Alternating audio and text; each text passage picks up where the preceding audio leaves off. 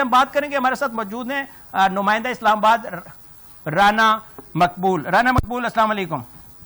وعلیکم السلام سر. جی رانا صاحب، یہ کتنی بڑی کامیابی ہے. اس کو اگر دیکھا جائے تو پاکستان آرمی اور پاکستان FW خاص طور پہ وہ مختلف ایسے موضوع پر رہتا ہے جب ہمیں پتہ ہی نہیں ہوتا کوئی پروجیکٹس چل رہے ہوتے ہیں، اور وہ اللہ کی مہربانی سے ہمیں تب پتہ چلتا ہے جب کامیابی ہمیں ملتی ہے. تو اس کو آپ کیسے دیکھتے ہیں؟ یہ کتنی بڑی کامیابی ہے اور اس سے کتنا فائدہ ہوگا؟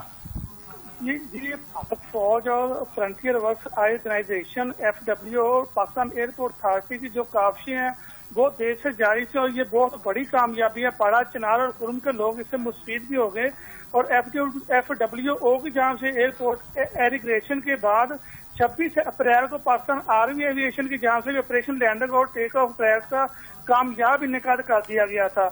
تو خیبر پختونخوا کے علاقے پاڑا چنار میں واقع تھا ایئرپورٹ جو طویل عرصے سے غیر فعال تھا. اب فرنٹیئر ورکس آرگنائزیشن کی جانب سے کی گئی ایکریڈیٹیشن کے بعد دوبارہ فعال کے مراحل جو ہے داخل ہو چکا ہے. اسی طرح پاڑا چنار جو ایئرپورٹ تھا تعمیر و مرمت علاقے میں ایئر ٹرانسپورٹ کی بحالی بھی ایک